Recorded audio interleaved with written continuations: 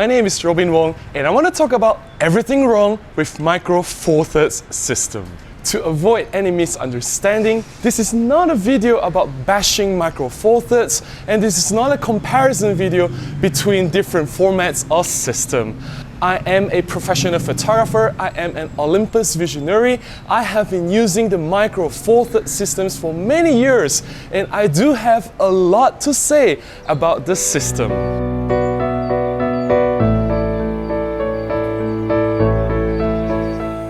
The first thing that Micro Four Thirds got wrong was the name itself. The word micro was never appropriate to be used to describe the sensor size or the format. 4/3 refers to the sensor that was used in the 4/3 format, which was in the DSLR system that Olympus and Panasonic initiated.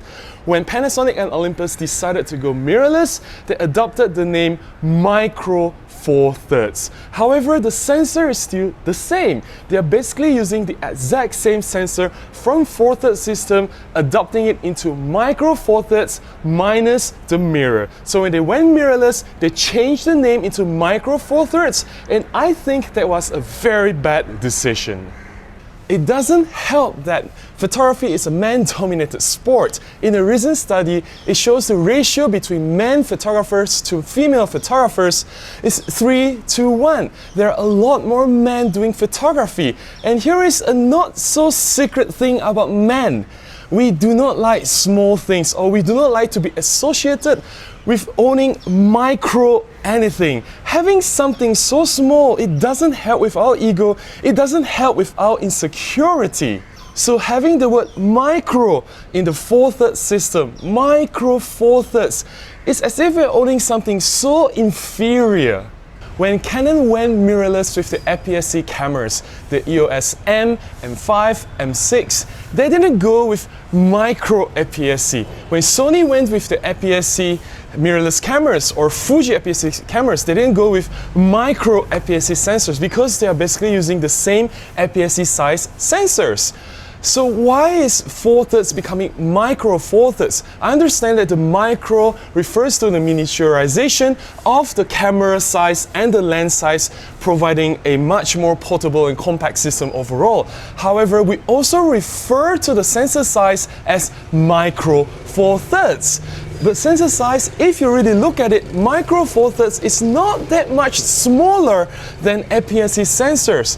The Canon APS-C sensor is probably only 20% larger than Micro Four Thirds. It is not twice as large, it is not 50% larger, it is only 20% larger. If you look at the comparisons done by many other photographers or other review sites, Micro Four Thirds sensor does come very close and even surpass some of what the APS-C sensors can do. So why is that micro name labeled on the sensor?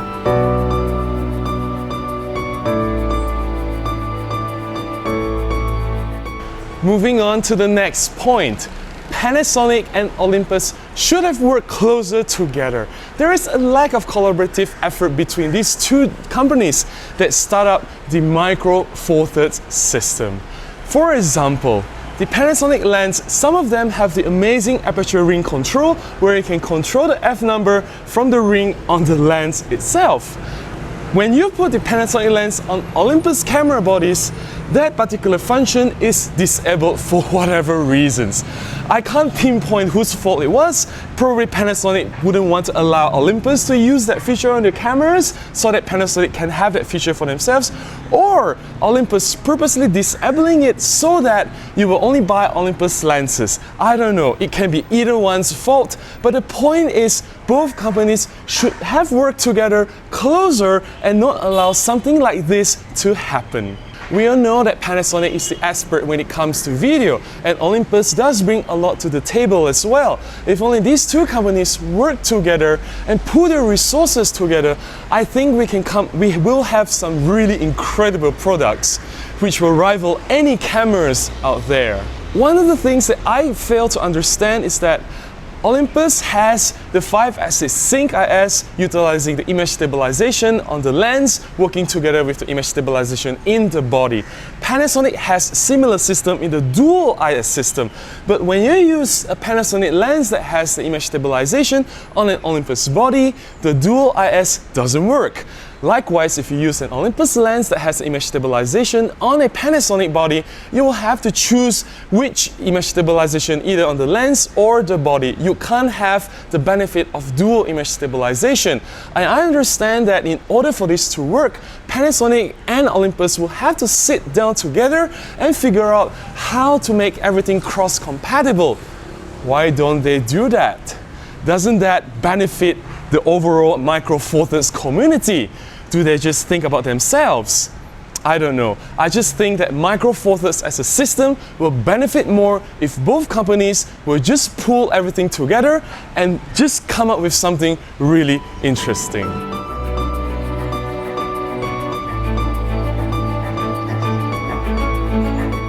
Another big mistake that I noticed with Micro Four Thirds was that the first few cameras that were released in the market, the Olympus EP1 and the Panasonic G1, this was more than 10 years ago, these cameras were not ready for the market. The Olympus EP1 lacks a viewfinder. The autofocus was quite slow at that time, and the image quality was nothing to shout about. It was still lagging behind what the APS-C DSLR counterparts can offer.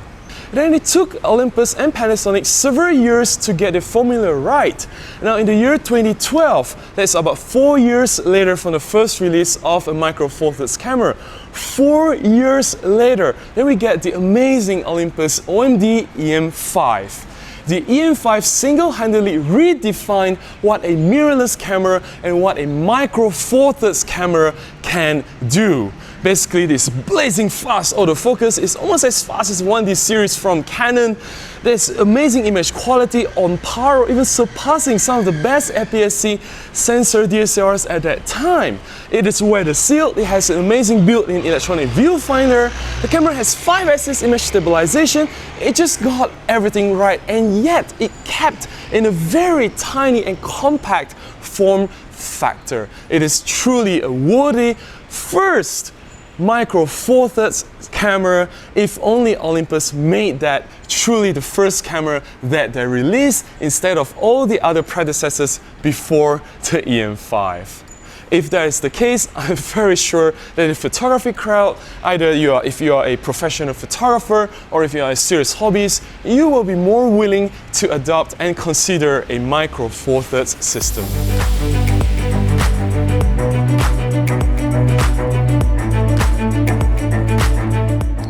Another important issue I want to talk about is crop factor. Now when we talk about Olympus or Panasonic Micro Four Thirds image sensor, we refer to it as having 2 times crop factor. And this crop factor was originally used to describe APS-C image sensors, where APS-C size image sensors were cropped from a full frame image sensor. Now this crop does not apply to Micro Four Thirds or Four Thirds image sensors because Olympus and Panasonic, they redesigned the image sensor when they decided to go fully digital, and with the Four Thirds and Micro Four Thirds system, the image sensor itself is being fully utilized with no crop or whatsoever. Therefore, the crop reference is wrong and is not applicable to Four Thirds or Micro Four Thirds. However, due to lack of communication or some poor PR, this message was lost, and somehow, because to standardize all the sensors together, then we have the full frame, then we have the APS-C crop, and then we have the 2 times crop for Micro Four Thirds. Then what happens to medium format or large format where the image sensors are much larger and fuller than full frame? Doesn't make sense, does it? Unfortunately, I think we are stuck with the name Micro Four Thirds, and there's no way to rebrand or change that name. And I don't think Olympus and Panasonic will work even closer together. Both are very different companies with very different direction and priorities when it comes to making cameras and lenses. Do not get me wrong, I still strongly believe in the benefits of Micro Four Thirds, having smaller footprint, having very compact sized cameras and lenses. They do have a place in the imaging industry. And I'm sure Micro Four Thirds is not going anywhere, and I'm very excited to wait for anything that comes out from Olympus or Panasonic soon. Do you agree with what I've said in this video about Micro Four Thirds and everything that's wrong with it? If you have your own opinion or your voice, please leave them in the comments below. I would love to hear from you. What do you think of Micro Four Thirds? What do you think of the future of Micro Four Thirds? Please let me know. If you have liked this video, please give me a thumbs up. Please consider subscribing to this channel, and I will do my best to produce more videos and release it here. Remember to go out and take more photographs. Until the next one, bye-bye.